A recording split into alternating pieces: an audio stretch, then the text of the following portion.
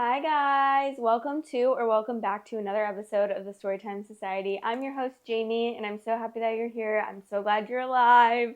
Thank you guys so much for tuning in to this episode of Storytime Society. I say we as if I'm like a whole production. I post Tuesday, Wednesday, and Friday mornings at 8 a.m. every single week. Have not missed a day yet. Hopefully never will. And yeah, so if you are ever looking to listen to something fun, I also have hairy armpits right now, I believe, then come on over to either YouTube or Spotify. We have the Spotify linked below. Also, if you're new here, I do usually chat for a little bit in the beginning, usually like 10 minutes, maybe sometimes more if I'm feeling really chatty that day. So we do put timestamps in the description, or it's just like right on the bar if you want to fast forward through my chit chat. And that's totally okay. If you want to get straight into the stories, go ahead. And if you do, love you. Bye. I hope you enjoy the episode. Also, if you haven't yet, please subscribe, like the video, maybe leave a comment now or at the end of the video and let me know what you think about the stories that we talked about today. I was thinking yesterday, I don't know why. Well, what am I talking about? I don't know why. Yeah, I do know why actually. I was taking out my Diva cup and I was thinking about how good of a practice it is for giving birth. Like, I never really realized that you have like legitimate like you have some strong ass coochie muscles, and it's kind of crazy. Like, because when you have to take, which also it's not fun taking them. I've grown my nails out and I've been getting them done at the nail salon so that they stay long, and they get pretty long. I think this is the third time I've gotten them done and they're super long right now, and it's really hard to take out my Diva cup with long nails because I'm like pinching the inside of my cooter and it's not that fun of a process. But I was in the shower yesterday like taking it out, and you have to like really push. Like, you have to like push. Obviously, I know it's a lot more work when you're giving birth, but I've never really thought of how it would be to like push a baby out. But you're like literally pushing it out with your muscles. Like, you're like pushing it as if you're pushing with your arms, which is kind of crazy to me. And whenever I'm like up there trying to get my Diva cup out, I can feel my muscles contracting, and I'm like, wow, being a woman is crazy. Like, feeling your actual insides having muscles, like, why could I actually carry a 10-pound weight down there? It's like, you can go super, you can squeeze so much, and it's kind of crazy. It's kind of cool though. Like, the human body is so cool. Why does it look like someone's opening the door? My cat actually learned how to open the door, so we put this little stopper on the outside, but I'm in the inside because we put them in here at night because otherwise I wouldn't be able to sleep. Girl, literally, this little woman over here, actually they all wake me up in the middle of the night if I don't put them in here, but it's a very nice space, okay? They have their own couch, they have their own chair, they have their own tree, they have all their litter boxes, they have lots of rugs to lay on, their cat beds, water, food, everything they would possibly ever need in this room. So they're perfectly fine at night. And it's like a good routine because it's like putting my kids to bed. They also have an air purifier in here. So, and at night I put it on full turbo blast so that it's like premium air. And I just always feel like such a good mother whenever I'm putting them to bed. I'm like, wow, I have like a full ass air purifier in here for them so that they can breathe the best air possible. Just in case, you never know what's in the air, you know, especially with like litter and stuff. And then, I don't know, our house sometimes be smelling a little bit musty in here. Like, if we're gone for a while and we come home, the first thing I notice when I walk in is just musty smell. Like, you know, humidity. I'm just really hoping to God that it's not mold. But we've not had any mold problems other than the mold in the bathroom that was on the ceiling because of the steam from the bathroom shower, which makes complete sense. But I was really scared at first, and I thought I was like, about to have another mold problem because my last fucking apartment had the worst mold problem. And I literally got the worst eczema on my eyelids. It's not even funny. But I need to get comfortable because I'm wearing like an actual outfit today, whereas usually I just wear like some nice comfy sweatpants and a sweatshirt. But today I actually got ready. Oh wait, also guys, if you have, sorry, I had to check to make sure my mic was recording. As always, it's a tradition at this point. I have my iced latte today. It's I actually made good cold foam today because I used a little bit of cream, like you guys were commenting, and because the only thing I have right now, I don't have my handheld frother because I got rid of it because it was like so rusty and nasty. So I only have the Nespresso one, and it actually worked, and the cold foam was good. But this is just espresso milk and then the Chobani white chocolate creamer. I just love creamer. Like, I'm always going to be a creamer gal. So if you have anything to drink today, let me know what you're drinking or maybe eating, or I don't know. What are you doing today? Let's figure it out. What are you up to? Are you working? Are you doing your laundry, doing chores? Because I know that I love to listen to podcasts while I'm doing chores. It's like makes the time pass so much faster. Oh wait, I also forgot to I hope that you can't hear like my bracelets dangling. I forgot to tell you guys that this weekend, me and my friend, I told you we were going to hang out during the day and then go to the movies at night. We ended up not going to the cafe to get mimosas. I went over to her house, which is like right down the road. We drank a couple espresso martinis. We had some champagne. Like, we were working during the day. I didn't go over till like 1:30, I think, because I had yoga in the morning and stuff. But we had a couple espresso martinis, and then that was just during the day while we were working. And then I think by the time it was like 5, we were like, we don't feel anything. Let's shotgun. So we each shotgun like 2 Trulies on her balcony, and then had some champagne. We had lots of snacks, and then we went to the movies, which is like right across the street from her, which is so nice. And we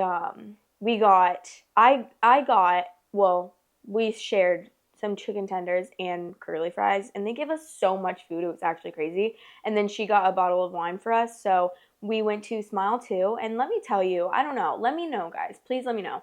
So we both loved Smile 1. We thought it was like one of the really good horror movies that have been made.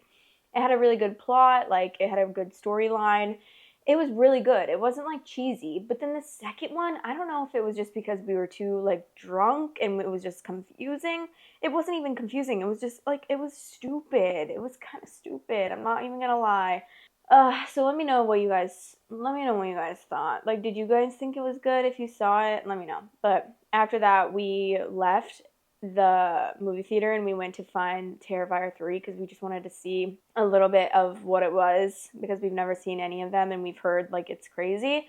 And so we saw the last like 15 minutes of it, I think, and honestly, why did we love it? We were like, wait, we should have come to this movie. So then once I got home, I started watching Terrifier 1, and it's crazy. It's like definitely more of a cheesy movie, but it's also very gory and crazy. But yeah, then I passed out in my bed and woke up at like 4 a.m. because I hadn't brushed my teeth or anything. Like, I just passed out, and I woke up at like 4 a.m. and I took a shower and got ready for bed at like 4 a.m. even though I was already sleeping for hours at that point. But I hate not taking off my makeup or like not brushing my teeth before bed or showering, so I had to. And I felt so much better because I drank a bunch of water because I felt like shit, and I took medicine. And then once I woke up like the next morning at like 10:30, 11, then I felt so much better. And I think if I didn't drink a bunch of water and take Advil at that time, I probably would have been feeling so terrible the next morning because I did not feel well at like 3:30 a.m. when I woke up. But yeah, then I literally sat my ass down all day Saturday and I did absolutely nothing. And that's exactly how I like it, because I don't know, that's what I like to do. And then yesterday, me and my boyfriend went to the water park, which was really fun. We had free tickets, so we were like, let's just go to the water park. And we had fun. So yeah, that's my update. Let me know what you guys did this weekend, and also happy Tuesday. We're just gonna get straight into the stories now and have a grand old time, ladies and gentlemen. Okay, I think these have updates. I think there's like 2 updates, so. Alright, I think I fucked up by texting my date that I might end up marrying him seconds after we ended our date. This just happened to me literally 10 minutes ago. I am dying. I am dead. End me now. Oh, Holy Ghost. I thought this only happened in some poorly written rom-coms, the kind where life hardly imitates the real one. I want to bury myself and never come to see the light again. Why me? Oh, why me? 10 painfully long minutes ago, I exalted by the wonderful date I went with this handsomely gorgeous man, who also happened to be a friend of mine for the last 3 years, against my apartment door that I had just closed on his beautiful face. I typed these words that will fiercely haunt me now. Bitch, I think I'm going to end up marrying this guy. This was meant for my best friend, the only other soul I could muster to express my vulnerable feelings. I sent this deeply poetic text to him instead. Do you think there is a void big enough in this planet to hold all of my misery, all the embarrassment? Do you think I can make a pact with the devil to turn back time? I would just need 10 minutes. That would be really nice. Can I please die now? Literal and metaphorical death is the only relief I might know. I am currently in my library, sprawled across the floor, intently staring at the ceiling. Man, I think I'll be here forever. I'm actually dead at the way that she wrote that. I really actually enjoying that. Okay, ready? I think I fucked up by texting my date that I might end up marrying him seconds after we ended our date. Update 1. Bitch, I owe you an update. Good news, there's so much staring at the ceiling one can do before pure boredom kicks in and the realization that the desire to scream F, F, F at the top of your lungs will most likely not last for an eternity. Bad news, you guys did me dirty by blasting my still fresh embarrassment on the front page and apparently on a famous Portuguese radio show this morning. Cool, cool, cool. So, on to the meaty love update. Once I realized the text blunder, I quickly texted him that it was not meant for him, with a crying emoji for good measure. Sweet, sweet man that he is, he responded immediately to let me know that he doesn't read texts not meant for him, with a winky face. I subsequently asked for permission to die. He said, please don't, with a kissy face. This morning he texted me about some travel plans we have down the line. Bless this handsome man. The gods are cruel, but not that cruel. This is where I should clarify that the original post was obviously a tad hyperbolic, just like that text, go figure. I slept well last night, and I also laughed at myself, the blunder, just the ridiculous timing. What also got imprinted on me was the exact moment I wrote and sent that text. The moment he leaned and kissed me goodnight, looking at him as I closed my apartment door, locking it, and at once turning around and heavily sighing and smiling, keys still in hand. 2 weeks ago, he had proposed going on a walk at the park. I had an inkling somehow that after knowing each other for 3 years, he was going to finally perhaps become vulnerable and share a few things. I had been in a serious relationship when we met, and what I know now to be out of respect and my ironclad boundaries, he never made any advances. But I was single now, and at the park sitting there together, he looked at me and he said he had feelings for me. Long time, 3-year-long feelings. And right there at Prospect Park on a clear night under some 35 visible stars, we counted. He kissed me. Last night, it was my turn to be vulnerable, even if accidentally. For once, I think I understand Ted. He was always the guy I wanted to throw my shoe at whenever his ridiculous face showed up on the screen, which was a lot. As for the library, I'm not Jane Austen, but I'm a New Yorker, and the luxury of ample space is not something I recognize. My dream as a child refugee growing up in a deep poverty was to have a dedicated place for all the books I could buy when I would grow up and have money. Here's a picture of my library nook that I built through vintage thrifting, DIY projects, and patience. The library. This is it, folks. The update. I might prefer this life over any rom-com. This is giving like Sex in the City, the way that Carrie Bradshaw writes, like when she writes and it's like in the background and she's narrating it with her voice. Like, I honestly love it so much. I feel like she needs a blog or something. Like, I feel like she's just so funny without even trying. Okay, let's read some of the relevant comments that are posted like in this post because it's a copy and paste post on a different subreddit. The pic of the library is gone, but OOP explains in a comment. You guys, it's not a literal library. It's a corner of my apartment I've turned into a library nook. Also, for what it's worth, this is an embarrassing story. That just literally happened to me. But believe me, as a refugee who has suffered through deep poverty from early childhood, I'm well aware all of the hardships existing out there. Now let me go back to staring at the ceiling. Someone said, you just ruined my mental picture of you in a dramatic swoon across a plush tapestry on the floor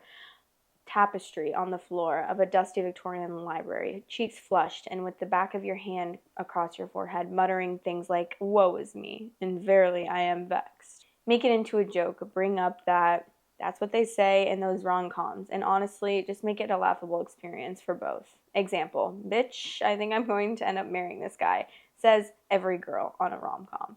Make it into a quote. I don't know how to explain it, but I'm the type of person to turn my fuck up into a joke. And then OOP said, I'm probably going to greet him with a chirpy, hi husband, next time I see him. You can only refer to him as bitch from here on out, someone said. All right, 4 years later, guys. Wait, stop. Okay, think I fucked up by texting my date that I might end up marrying him seconds after we ended our date. Update 2, 4 years later. Bitch, we got married 3 years after I mistakenly pressed send, texting this gorgeous specimen of a guy I would marry him seconds after ending our first date, keys still in hand as I struggled to both text and lock the door, and subsequently sprawled across my library wishing for the floor to engulf me. I did end up marrying the man. Damn, what in the world, life. I thought I'd let you guys know since you did help me with your funny comments and shared shameful moments to eventually get myself up that fateful evening, dust myself up, and not comment cringe seppuku. It's been 3 years of pure joy, and he's still as dreamy and kind, you guys, and it was kids. That's how I met your father after all. So, see you in the next chapter. Wait, stop. Why do I feel like I'm literally in a rom-com right now? I'm actually so happy. That's so cute. I'm obsessed. And that's actually so cute. But also it's so funny because now, obviously in 2024, you could easily just unsend that text. But since that was in 2020, unfortunately that wasn't there. And what's crazy is the fact that unsending a text was a thing. I remember it being a thing on or not unsending, once it's sent, but if you were sending it and it was sending while it was still sending and it hasn't been sent yet, you could cancel it. You guys remember that? Because I remember that on my rumor slide or whatever, rumor touch that I had. I remember doing that a lot of times. And then for some reason, when the iPhone came out, you couldn't do that. But then I guess once you figure out the hack of but it sends so fast on an iPhone that it wouldn't even really work. But if you got to it quick enough, you could do the airplane mode thing where you do it in airplane mode and then it fails to send, which I'm not actually sure if that works or if you just end up receiving it anyways, but I loved that. That was I feel like we should have ended on that story instead of started on it because I'm not really sure we're going to end on that great of a story, because usually they aren't fun and cute like that. Usually they're the depths of despair. That's just so cute. I love how, honestly, that did sound like a rom-com. Her in New York City, ending the first date, shutting the door. She turns around, how in movies they turn around, their back's against the door, and they're so happy and smiling because the date went really well. That's just so cute. I love it. Next story. This is titled, I just took a DNA test, and it turns out that I'm 23% related to my husband. This was posted October 8th, 2024. Hey everyone, I've known my whole life that I'm donor conceived. I grew up in New South Wales, and my parents were always open about it, so it was never some big secret. I didn't think much about it beyond that, though, until a couple years ago when my husband and I decided to take an ancestry DNA test. We thought that it would be fun. Maybe I'd find some half-siblings and he would learn a bit more about his side of the family. Well, we got the results and I matched with him, my husband, as a half-sibling. At first I thought it had to be some kind of mistake or maybe I misunderstood something. But no. After looking into it, we realized his dad was also a donor and no one ever told him. Now, here we are, married for years with 2 kids, and we're still trying to figure out how to process the fact that we're siblings. I don't even know how to explain how I feel. It's just overwhelming. I love him, of course, but this changes so much. We've already spoken to a genetic counselor, and we're trying to move forward. But it's like everything we thought we knew about our family has been flipped upside down. I just feel kind of lost. Has anyone else gone through something similar like this? I'd really appreciate hearing from anyone who has dealt with something similar, or even just your thoughts. Edit, this blew up much bigger than I intended. I'm going to speak to my husband about family therapy again and sit on this information. We have no interest in going public at this point. Okay, here are some relevant comments that are pasted into this post. I think you need some family counseling, first between you and your husband, and then later down the road when you inevitably tell your children. I'm not sure if you are able to take a leave from work, but it would be a good idea to look into that because this is absolutely something you need to process without work distraction. OOP said, I'm in therapy myself, but unfortunately my husband is not open to that right now. He's in big denial phase and does not wish to talk about it. And then someone else commented, I'm so sorry. This was bound to happen somewhere in the world at some point, given the current unregulated fertility industry that puts profits above the rights and interests of the donor-conceived child. If you're up to it and think it would help, I have a few pieces of media to recommend. The Man with 1,000 Kids, a documentary on Netflix. Laura High, a content creator and advocate for DCP on TikTok and Instagram.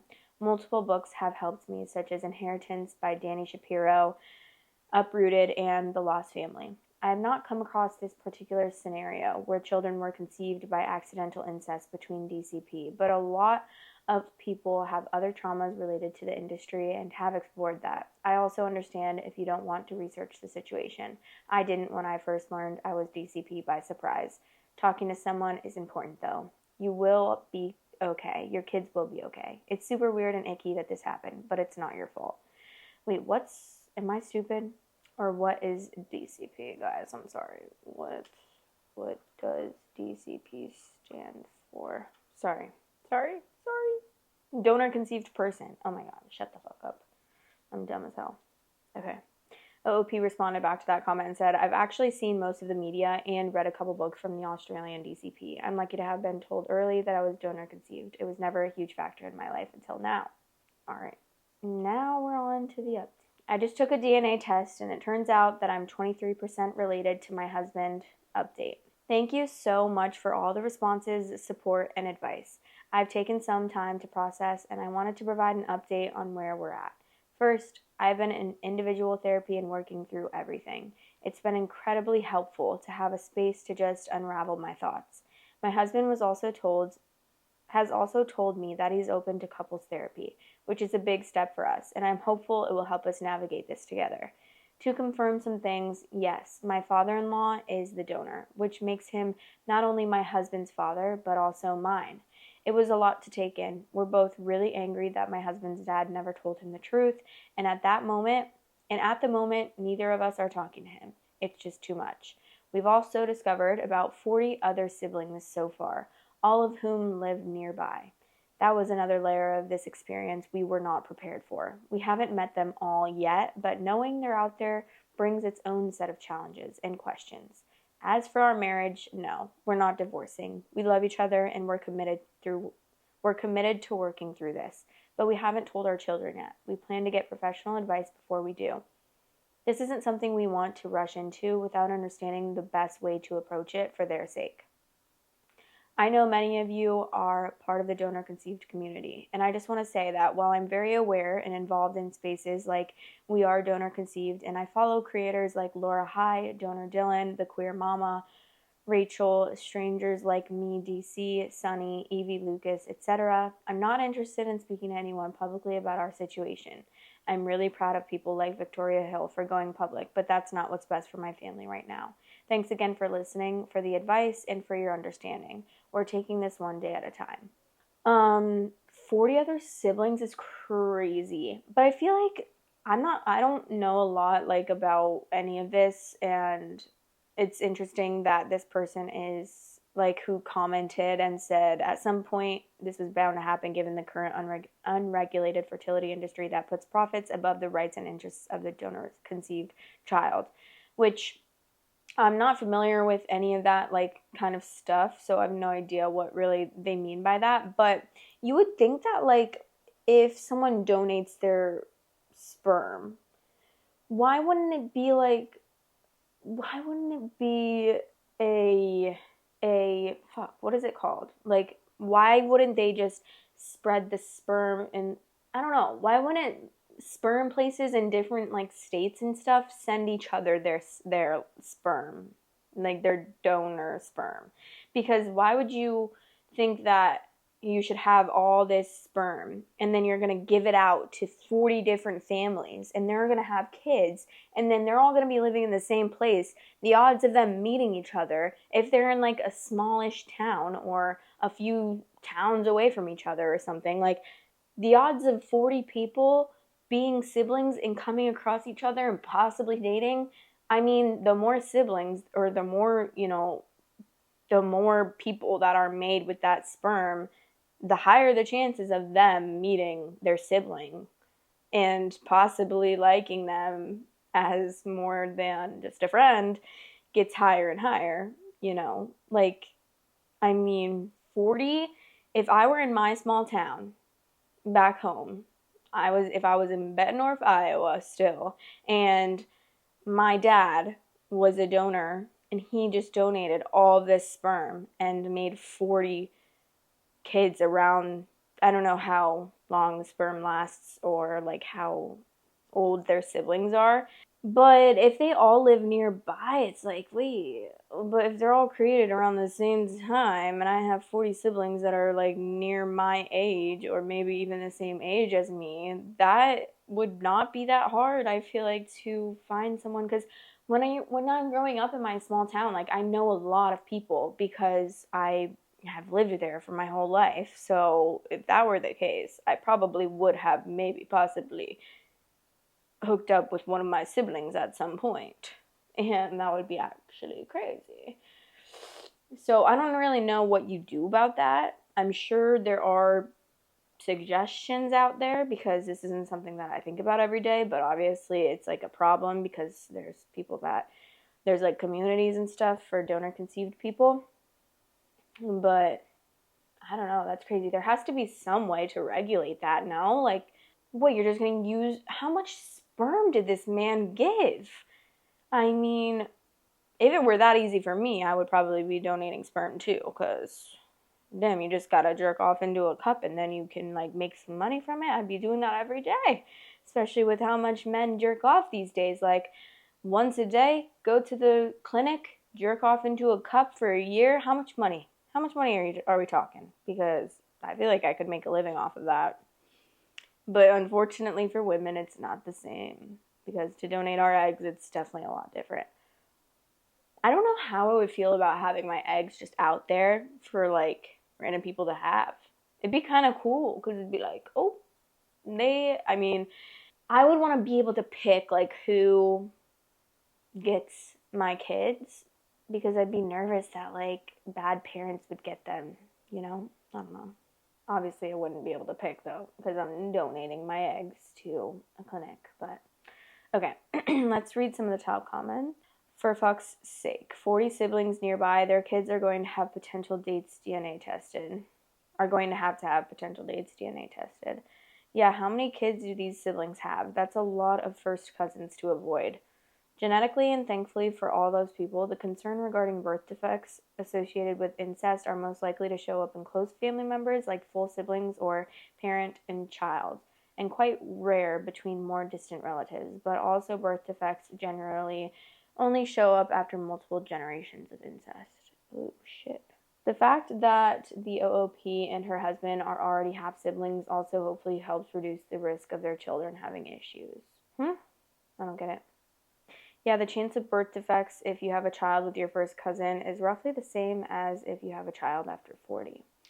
As someone whose mother has 50 half siblings, yes, I'm so paranoid of dating anyone in this area because of OP's exact experience. It's gotten to the point where I was at a school event and had my parents point out that the person I was chatting with was actually a cousin. My dream is to move out of this state and hope that whoever catches my attention isn't secretly related to me. And this isn't counting my great-grandfather's 5 secret families or my dad's side of the family. For those curious, my grandfather began having children at the age of 14. My mother is number 51, and my aunt is number 52. Holy shit. Damn. He took the term spreading your seed a little bit too seriously. Grandpa could have rather had one in each state plus DC and Puerto Rico.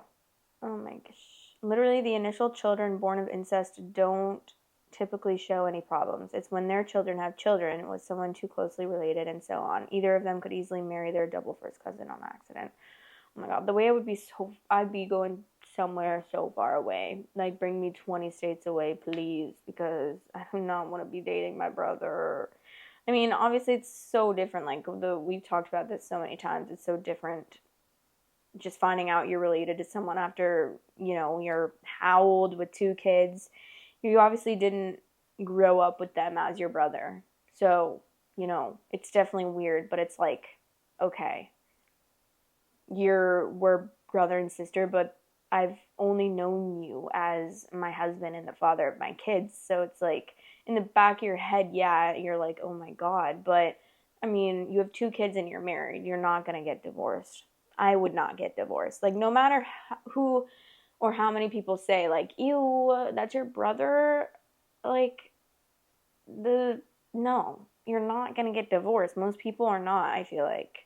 Unless they're super, super, super concerned about it. But what are they concerned about at this point? Because they've already had kids. So it's like, it's not like they're going to prevent themselves from having kids by breaking up. I mean, I definitely agree with them not going public and just like keeping it to themselves. And then obviously at some point when their kids are older, like probably telling them or helping them being more cautious about being with someone they're related to. They're literally going to have to get fucking ancestry DNA with their partners, like, or people they hook up with. Like, what? I would be so scared. I probably wouldn't hook up with people if I knew that, like, my mom had 40 siblings who then went and had kids. So, like, sorry, excuse me. If all 40 of those people went and found someone to marry and had 2 kids each, there'd be 80 kids, and then the chances go up so much. Like, that's actually crazy for me to think about. But then again, like I said, we don't really know the ages of like how old these siblings are. It's really crazy to think about, though. But I support them in their relationship, and I hope that they can figure out how to like navigate through that with their kids, because that's definitely not the most fun situation to have to go through. Okay, next story. Am I the asshole for walking out on a blind date my friend set up 2 weeks after my husband died? I just really need some clarity on this situation. I, 23 female, lost my husband, 25 male, weeks ago to a car accident. He was the love of my life, and I'm still not used to waking up without him every day. We had big plans for our future, and it all came crashing down in a heartbeat. We met on his uncle's farm. He was a farmhand, and it was love at first sight for me. I'm also 4 months pregnant, but I haven't told anyone. I was planning on telling my friend when I was feeling better. My best friend, Lee, 24 female, has been my shoulder to cry on during this time. She helped me with his funeral and anything else I needed, as I'm no contact with my bio family, which is a story for another time. She is currently dating Barry, 24 male. They usually hang out in a trio with Liam, 24 male. When I first met Liam, he hit on me hard. Tried everything, as in would try and compare himself with my husband, say weird things like our kids would be cuter than if you had kids with my husband. He's also made weird comments like I need a city boy and would motion to himself when I'm a country girl through and through. I typically would shut him down or ignore him, but I would always get dirty looks from Barry. Skip to Sunday night. I got a message from Lee begging me to come to dinner with her because she wanted to treat me, as I had been through a lot in the last couple of weeks. Feeling not so shit about myself, I decided to go. When I arrived, she wasn't there, so I texted her asking how long she would be, and she told me 5 minutes. She's just running a little bit late, and is around the corner. So I sat down and ordered a drink. Now 5 minutes comes and she's still not there. So I gave her the benefit of the doubt and waited another 5 minutes. When I'm about to call her, Liam comes rushing over and gives his apologies for being late. I asked him what he's doing here because I'm waiting for Lee, and it was a 2-chair table. He smiles at me and grabs my hand. I ripped it off of him, and he just says, "Oh, I asked Lee to set us up. Now that husband's name isn't a problem. We can finally get to know each other." He looked so cringy, and I'm telling you, I was floored. I stood up and told him that I wasn't interested, and I certainly don't give a flying F about getting to know him, and that I had just lost my husband. Without a word of a lie, this man stands up and said, "I know you're being overly emotional right now, so I'll forgive you for that. Sit down with me." I'm not saying we have to have sex straight away or anything. I was disgusted. I shoved past him and went home as fast as I could. When I did get home, Lee messaged me, "So, how was dinner?" with a smirk emoji. I called her, and when she answered, I didn't let her get a word in. I yelled at her, asked her how she had the audacity to do something like this weeks after I just lost my husband, when she's been the one to hold me together this whole time. I asked her what the effing game was she playing, and that the only reason I wanted to meet tonight with her was to tell her that I'm pregnant. I just hung up on her and texted her I needed time and don't want to be contacted by her for the time being. Last night, Barry came to my house and asked to talk. I said no, and that if he didn't leave that I would call the police. He told me that I broke Lee's heart and that I deeply hurt Liam, when now is an even better time to get to know Liam because he could raise my child with me. I opened my door, which Barry took as I wanted to talk. Instead, I hit him with my shoes and chased him to his car screaming. I'm actually embarrassed I did that. All day today, I'm being flooded with messages from friends and the trio themselves, shaming me for pushing the people who care about me the most away, and that they don't even recognize the person that I've become. The only thing that hurts me most is that my husband would know what to do. He would tell me how to fix it, and now I have no one who I can talk to. I'm just so numb inside. I have a therapy appointment tomorrow, but I'm thinking of calling my husband's mom, even though we've barely spoken since the funeral. Any advice is appreciated. Please exude any typos. I'm just exhausted. Edit, I made a new account for this post as some friends have my main, and I'd rather have some time to grasp this whole thing before I answer anyone personally. Thank you. What? What? First of all, not the asshole. What the fuck is wrong with these people? They're acting like you just lost like a fifth cousin or something. Are you kidding me? First, weeks ago, you lost your husband? And second of all, this stupid ass man saying, since he's not in the picture anymore, since I don't have to worry about him, now we can get together. Are you good? You have mental issues, dude, and not the good ones. Like, what the fuck is wrong with you? That's crazy. I truly would never speak to those people again because the way they are downplaying the death of her husband, like the love of her life, the person that is literally has a baby. I mean, they don't know that, but what the fuck is wrong with you? Why? If my friends did that, I would actually be so confused, and I would genuinely refer them to a therapist or like a mental hospital or something, because who in the world thinks that that's okay? Like, oh, let me set you up on a blind date. Your husband just died last month. Are you kidding? A year goes by. Don't even set me up on a blind date. I will literally punch you in the face. Are you kidding? That's actually crazy. It would take me so long to get over the death of my husband. Not even just the death of my husband, the death of my boyfriend. That would take me so long to get over. I wouldn't be ready to date for years after that. So, who are you? Do you have any empathy in your life to know that that's actually not okay to do at all? And also without her permission? Like, good God. And then this man thinking that, why are you gonna go on a date with a girl that just lost her husband, and also you've shown so much interest in her and she's never shown interest in you back, and she clearly loves her husband and she doesn't want you. Like, she probably doesn't even want you 5 years from now when she's like healing from her husband's death. I mean, I'm actually floored right now. Okay, we're gonna read the update. People are not okay. I can't even believe that people are like that. Like, Jesus. Am I the asshole for walking out on a blind date my friend set up 2 weeks after my husband died? Update. Hello, all, and thank you. I just wanted to start off with I called my mother in law, Louise, after making the post I thought that I needed to tell her about the baby because, just like some of you said, she is overjoyed about the news. She didn't answer my call, but instead drove straight over to my house. I honestly didn't know what to say to her, but we just hugged and cried all night. I didn't have the best delivery about how I'm pregnant, probably due to all the crying, but she just lit up and was so happy. It's the first time I've seen her be this happy in all the time I've known her, so at least I have some support. My father-in-law came over when he finished work after mother-in-law told him he needed to come to my house, and he was too overjoyed about becoming a pop. Louise offered to have the baby, and I moved in. Wait, what? Sorry.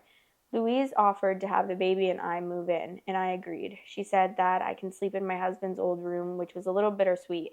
When I told her what was going on with Lee, Liam, and Barry, she was furious and told me to not worry about it because they, my mother-in-law and father-in-law, have my back. After a lot of even more crying, my father-in-law told me that my husband would be so happy to have this baby grow up on a farm like my husband did. Overall, our conversations last night was something I needed. Wait, why am I actually tearing up right now? I feel so bad. Now I'm just going to answer some comments. 1, no, this isn't fake, and if you choose to believe that, then fine. But don't be dragging my husband when you don't even know him.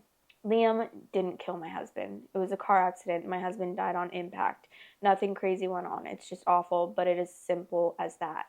2, Lee was my friend for a long time. She was genuinely there for me when I went no contact with my parents, and I thought she was a decent friend. Now, knowing the truth, there is many things I can think of that she did that are red flags. Personally, I think I ignored them because I have never been close to anyone like that other than my husband. 3, Liam is a loser. And from my chat with Barry, I learned that he's always had feelings for me and he's never given up because apparently he's my type. He isn't, and he never will be. 4, yes, I ordered a drink. I didn't think I needed to disclose that I ordered a lemonade. It was simply a soda, nothing wild. I know I'm pregnant, and I would never do anything silly. 5, I'm not magically pregnant. My husband and I both wanted children young, and we're trying for about a year. We just didn't disclose that we were trying because my husband and I think it's weird telling people, oh, we're having sex an extra amount. I don't know, but my husband and I are very private people, and we kept a lot of it that way. As for the trio, I've blocked them. None of my family are reaching out because they simply don't know me anymore. The only friends who are reaching out are mutuals of either Lee, Barry, and one of Liam's other friends. I was confused on if I was an asshole because I just left Liam standing there and yelled at Lee. I was so upset. I was confused on the entire thing. But thank you all, and I'll update on what happens because I know Liam will not give up until he's in jail. I seriously hope it doesn't come to that, but the fact that he drove past my house twice is uneasy, so I'm hopeful the move to my husband's parents' farm will have my baby and myself on a better path. Wait, I want to move with you. Bring me to the farm, please. I want to move to a farm. That sounds so, also, sorry, not to make it about myself, but that's actually so, it sounds so healing. Like, of course, it's going to be very sad to be sleeping where your husband grew up, but I feel like that could also be very healing at the same time, like feeling connected to him. I don't know. But I feel like I would find comfort in that, like having everything of my husband's around me, knowing that he slept in this bed and like he touched all these things and he was living in here and his presence is here in some way. And also a farm, that sounds healing in itself. Like, please bring me there. I need to heal. I want to be with the horses. I'm jealous. But I'm also very happy for her because this is what she deserves. This poor girl, like seriously, never talk to these people again. Or, I don't know. It's hard to say because it's like she has such limited people in her lives because she's no contact with her family. But then it's like, I would understand if she just needed time and then she would like end up forgiving them. Don't call me crazy, okay? But I don't know. I would just, if they ended up realizing that what they did was wrong and then she took some time to get over it and if she was okay to go back to being friends with them again, but Definitely not Liam, because who the fuck are you, Liam? You sound like a loser. You sound like a deadbeat. You sound dumb as hell. Like, what's wrong with you? But Lee, it's like, ugh, I don't know. I would feel like so sad, like losing my husband and then the next month losing my best friend. But I don't know. Obviously, I don't think that like she should try to reconcile with her. I think that I'm just saying that if that were the case and she wanted to eventually reconcile with her, then I would understand. You know what I'm saying? Okay, some of the top comments. Wish you and your baby all the best. Moving in with your in-laws sounds like a good step for you both. It does, but that's got to be the first time anyone has ever said that on Reddit. It sounds like she doesn't have anyone else, so I do hope the next post isn't about how they want to name the baby after her late husband or other controlling behavior. Girl, don't speak that into existence. Report him for stalking and obtain a restraining order. Accept your in-laws' help and support for now, but be careful about it as you move forward. You are young to say never about another partner. Keep an eye and allow them to be grandparents, not surrogate parents. Be cautious about your boundaries longer term, but for now, embrace their love and support and dump your friends. Taking time to heal is crucial, and setting boundaries now will help protect your peace in the long run. They probably won't do anything until he actually did something. He's a creep, but he didn't do anything illegal at this point. He probably will, but this will escalate, but they can't do anything. He didn't force her to stay at the date, didn't lay hands on her, and drove on a public road. We all know what's going on, that she needs this protection, but the law sees this differently. Yeah, it's really crazy to me that they see... Can't you get like a no contact order though? That's like a step before a restraining order. I don't know how the law works, but I've heard that no contact orders are easier to get than restraining orders. Because restraining orders, obviously, it's like very serious and it's like, that goes on that person's record, right? I don't know. But like, if a job sees that and then they're, oh, this guy, someone has a restraining order against him, we do not want to hire him, then I feel like it's obvious why it would be hard to get one. But then like in the other person's case, it's so annoying because it's like, oh yeah, they won't do anything until this person actually slices your arm off with a knife, and then you can get a restraining order. But, you know, like I see both sides because obviously you don't want to just give everyone a restraining order. Like if I call someone a bitch and then they get a restraining order against me, like probably not. But my stomach is hurting right now because I ate hot Cheetos last night. You know when it just bubbles up and it's like, it's going to be hot. It's going to be a hot one. Gonna be a hot one. But I'm really happy for her. Not happy. No, I am happy. Why am I saying not happy? I'm just like, obviously it's really sad. And everything that she's going through is so sad and terrifying. Like, being alone while having a baby with someone that just passed away. Oh my gosh. I feel like I would be very happy though if I was having a kid. Like, I say this in a privileged way because obviously being a single mother is not easy, but she obviously has his parents to help her, which is amazing. But like to have a child to like live on with half of his DNA would be very comforting, although obviously you wouldn't want to make that like your kid has to live up to your husband in any way. But I'm just saying, like, in the best way possible, it would be nice to have, like, because obviously otherwise there would be no like living on because he wouldn't have children. So like the fact that he gets to have a child although he passed away is very special in a way, if you get what I'm saying. I don't know if I'm wording that right, but okay. Next. Am I the asshole for losing it on my wife after she told my son to get out of the picture at my stepdaughter's birthday? I'm really struggling here and starting to feel like I'm losing my mind. I think I'm being gaslit, so what better place to get some clarity than Reddit? Here's the situation. I've been married to my wife for 8 years, and on the whole, we have a good relationship. She has 4 kids, 2 daughters, 2 sons, ages 11 to 16 from a previous relationship, and I have 1 son, who's 10. Since day one, I've treated her kids as my own and done my best to support the family. Financially, it's a big load, but I'm happy to do it. We live together in a 5-bedroom house, which where sorry, I'm about to like choke and throw up right now for some reason. Where each of her daughters has their own room. Her oldest son has his own, and her youngest son shares a room with my son. The main issue, and what's tearing me apart, is how she treats my son. She barely acknowledges him, rarely asks how he's doing, and generally acts like he's invisible. Tonight it hit a breaking point. We were celebrating her daughter's 11th birthday, and everyone was gathered to sing and take pictures. I told my son to get in with the group for a picture, which seemed fine, but then right after the group photo, my wife looked at my son and told him, "Get out of the picture. Move to the side. I want one with just my kids." I felt like my heart shattered in that moment. I completely lost it. I told her that we're supposed to be a blended family and that my son deserves to be treated like one of her own. I feel like she's drawing lines between her kids and my son, and it just doesn't sit right with me. For context, my son's biological mom passed away 2 years ago, supposedly from COVID complications, though she had a history of drug problems that may have worsened things. My son only has my wife now as a mother figure. I'm terrified that this rejection from her is going to hurt him deeply and cause psychological damage. Am I asking too much for her to treat him like a part of the family? I don't want to be overreacting, but the way she flat out ignores him is painful to witness. Am I the asshole for expecting her to step up and include him?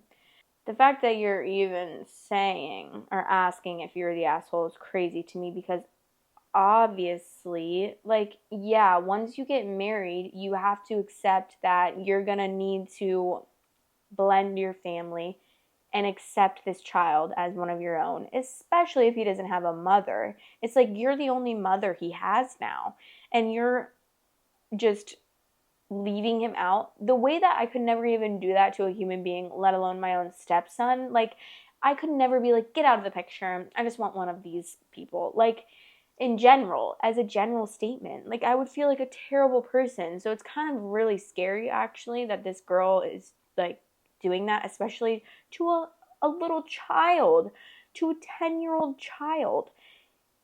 It's truly concerning that you picked, well, you know what? Why am I blaming him? I'm just like wondering why he picked her as a partner, because she does not seem like a good person. Obviously, it's not his fault. Okay, it's not his fault. I'm not saying that's his fault. It's obviously this woman's fault, but it's like I feel like when you have a kid, you have like a duty and you have a responsibility to find a partner, not only for yourself, but also that's going to be a good step parent to your child, because you have to. That's, you have a child now. That's your responsibility. It's not just you anymore. So it's like you need to take that into big consideration when you're picking a partner. Obviously, I'm saying this as if I have a child and I'm like getting married, but I'm just saying the way that I would handle things if I had a child and I was like looking for a partner and I was about to get married. I would hope that that partner that I picked would be taking my son as his own, especially. It makes it a lot different that he doesn't have a mother. Like, especially because he doesn't have a mother anymore. His mother passed away. So it's like now you have even more of a responsibility to find someone that would accept him as their own. It's truly, it's very, very upsetting and disheartening that this woman is an actual see you next Tuesday. Because why the fuck would she say, get out of the picture, move to the side? And that's not even all. He said that she just ignores him all the time. That's even worse. It's like, it's not just this one instance where she's like, oh, I just want a picture of my kids, which still, you'd be a bitch for that. But if it was just one time and then it was like you talked to her about it, and then she's like, oh my god, I'm so sorry, like I can't believe I did that, and then felt bad about it and then never did it again. But the fact that she's treating him like he's less than is really truly so sad. Girl. I mean boy. Okay, let's read some of the comments. You need to remove yourself and your son from this toxic environment. I cannot imagine the hurt he has endured and the damage she's already done to him. It's revealing that OP even had to tell his son to join the group for the photo. It's heartbreaking that he knew that his father's new family wouldn't want him to be in their family photo. After years of living together, OP even observed that his wife generally acts like he's invisible. Imagine living with somebody like that, even as an adult. It's an all but explicit expression of your presence annoys me and I want you to go away. That by itself is clearly abusive, and if that's how she treats his son when he's around, I'd hate to imagine how she treats the kid when he isn't around. This is how I grew up, and my relationships are very dysfunctional. I can't believe anyone will ever actually love me. I can't convince myself I deserve it, and I don't invest in my relationships long term because I think it's pointless. I'm a really awesome person. I'm fun, funny, kind. I know I'm a really good friend.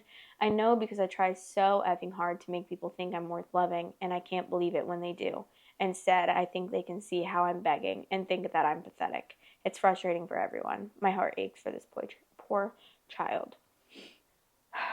You're the asshole because you know this isn't the first time she's treated him this way. She's known him since he was 2. That's awful behavior. Do what's best for your son. You're not overreacting. If anything, you're underreacting. Yeah, you are, because the way that I would be pulling this bitch aside and be like, are you kidding me? Are you kidding me? What is wrong with you? Are you the Grinch that stole Christmas? Because you're acting like your heart is the size of a pea. Something's wrong with you. Especially that she has her own kids, like, because you would know and you would empathize with the fact that this is a child. You have multiple of your own, and then you just don't even take this poor kid's feelings into consideration. If anything, you know that that's going to hurt his feelings, and you're still being a bitch to him. I hope that you didn't adopt her kids, because if you divorce her now, you'll be on the hook for child support for them. I will never ever understand people who allow others to mistreat their children like this but claim they still love them. That poor little boy has no one because his dad seems to think that living with someone who ignores and berates his child since he was 2 years old is a great relationship. Yeah. I hate to be so hard on OP about it, but it is you did pick this partner. Although this girl is a bitch, you did pick her, and you clearly knew how she was behaving around your son, and yet you still maybe okay, you thought it was going to get better, but that is not any way to go into a marriage thinking that maybe she'll treat him better in the future. No, probably if she doesn't treat your son right in the first place, you probably shouldn't be with her. And now you're in a marriage, which is a lot harder to end. You've been with her for 8 years, so you obviously it's going to be hard to be like, oh, well, bye. But honestly, I feel like that's the best case scenario. If you talk to her and she doesn't fix that and suit the fuck up, then bye-bye. Because, I mean, fuck. She's already done this poor boy 8 years of damage, psychologically. He needs therapy. You should probably get him in therapy. But to continue that is crazy. So it's either you change tomorrow or we're getting a divorce, because I need to put my son's mental health first, and the fact that you don't even acknowledge him as a human being, and he's probably going to see himself like that for years to come because of the way that you've treated him, then I don't want to be with you. Thank you. Now, goodbye. But yeah, that was 20 hours ago, so he better update and he better say something good, because I'm kind of pissed at him right now for putting his child through that. His poor child. He already had to go through the passing of his mom at 8 years old, and now he's having to go through fucking being ignored by this other girl that's supposed to be his second mom. Ew. Why would you ever be with someone like this? I don't understand. Okay. Well, let me know what you think about the stories that we read today. Let me know your opinions, and let me know which story stuck out to you the most. I'm trying to think about what story stuck out to me the most. Probably the blind date one, actually. I would say, to me, these last 2 were definitely the most angry. They made me the most angry that I've been in a while, because people are just crazy. And it's crazy to think for me, because I'm and I hate to be one of those people to be like, I'm so empathetic, but guys, I'm so empathetic. Like, seriously, it's honestly such, like, it's not good, because every single time I watch 1 second of something, like me and my boyfriend, I don't know if you guys know Caleb Hammer. He is on YouTube, and he does like a finance podcast where he talks to people and helps them with his finances. And like immediately, if one person will start like tearing up because of something in their life that happened, I will cry. I'll be crying. My throat will immediately tense up. Like just reading that story about the blind date in that update, my throat was tensing up and my eyes were literally watering. Like if I wanted to, I could have unleashed my waterworks at that very moment, because I hate it. I don't like being this empathetic. I really don't. I wish I could pick and choose, because it makes everything in my life so sad, because I see someone and then I immediately am like, oh, I'm feeling exactly what you're feeling. Like, I'll have what he's having. That's literally me every day. I'll have what he's having, but I'm not choosing that life for myself. It's just been given to me by I don't know who. But for me, it's just not the best. I don't love it at all. I wish that sometimes like I didn't have such hard emotions, because it truly gets so annoying to feel everyone's feelings. I wish I felt more of their happiness. Like I feel like I only feel it when it's like someone's sad or upset, and then it's like when they're happy, it's like give me that. Give me that one. Give me that emotion. Hello? Let me feel it. Give it to me. But no, it's like when they're sad, I'm like, oh my god, this is so sad. I'm sorry. I don't even know you. I haven't even been watching you for 3 minutes, and I'm crying about something that you posted. So, yeah. Anyways, if you want to become a member of the Storytime Society subreddit and you want to cross post or post your own stories, or maybe post one of your friends' stories or something, I don't know, the link is below. And join, guys, because it's fun. And also, Spotify is linked below if you want to give me a follow on there, or if you ever want to watch or listen on there. And I hope you guys enjoyed this episode. I love you guys so much, and obviously I will see you guys tomorrow for the next episode of the week. Love you, and have a great day or night.